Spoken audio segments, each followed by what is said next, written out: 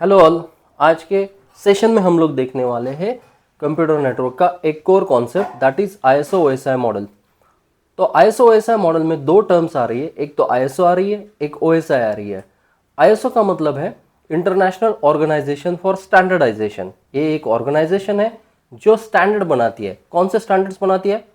एक तो industry related standard बनाती है, टेक्नोलॉजी रिलेटेड स्टैंडर्ड्स बनाती है। इन लोगों ने 1984 में एक स्टैंडर्ड बनाया जिसका नाम है open system interconnection standard, right. तो इस ओपन सिस्टम इंटरकनेक्शन स्टैंडर्ड में क्या लिखा है? इसमें लिखा है कि जो इंटरनेट पे कम्युनिकेशन होगा डिफरेंट डिवाइसेस के बीच में, डिफरेंट एप्लीकेशंस के बीच में, तो वो कैसे होना चाहिए, इसके रिलेटेड जो रूल्स एंड रेगुलेशंस है वो इस स्टैंडर्ड में लिखे गए हैं।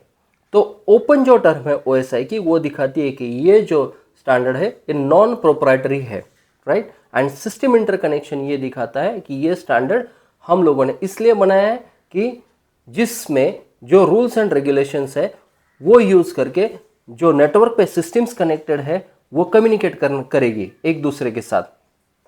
तो इस जो OSI मॉडल है, इस मॉडल में 7 लेयर्स है। तो अभी देखते हैं कि कौन कौन से 7 लेयर्स है। इस डायग्राम में दिखाया है first layer is physical layer, उसके बाद आएगा डेटा लिंक लेयर, फिर आएगा नेटवर्क लेयर, फोर्थ लेयर आएगा ट्रांसपोर्ट, देन उसके बाद आएगा सेशन, उसके बाद आएगा प्रेजेंटेशन, टॉप मोस्ट लेयर आएगा एप्लीकेशन लेयर।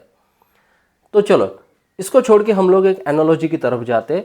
अगर अपने घर में किसी का मैरिज होता है तो उसमें बहुत सारे लोग इन्वॉल्व होते हैं। हर एक पर्सन को या कुछ लोगों को हम लोग कुछ रिस्पॉन्सिबिलिटी देते हैं शादी से रिलेटेड कि हाँ तू ये टास्क कर, तू ये टास्क कर।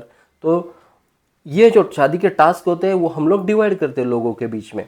फिर everyone carries his own task and at the end हम लोग बोल सकते हैं कि वो जो मैरिज है वो सक्सेसफुल हो जाता है एज अ इवेंट, राइट। तो अभी सिमिलरली ये जो 7 लेयर्स है, ये 7 लेयर को खुद की फंक्शनैलिटीज होती है कुछ ना कुछ, ठीक है। कम्युनिकेशन पॉइंट ऑफ व्यू, अगर दो डिवाइसेस के बीच में, दो प्रोसेसेस के बीच में कम्युनिकेशन करवाना है तो हर एक लेयर की कुछ रिस्पॉन्सिबिलिटी होगी। हर एक लेयर खुद की रिस्पॉन्सिबिलिटी पूरी करेगा। जब हर एक लेयर खुद की रिस्पॉन्सिबिलिटी पूरी करेगा तो एट द एंड हम लोग बोल सकते हैं कि हमारा जो कम्युनिकेशन है वो सक्सेसफुल हो जाएगा। तो ये चीज सक्सेसफुल कम्युनिकेशन की हम अचीव करना चाहते हैं। सो उससे रिलेटेड जो कुछ गाइडलाइंस है वो ISO OSI मॉडल में है। तो every function, every layer is going to perform its own task and at the end it is going to result into successful communication, we can say, between the various processes which are running on different computers on the internet or the network. So that's it from this video.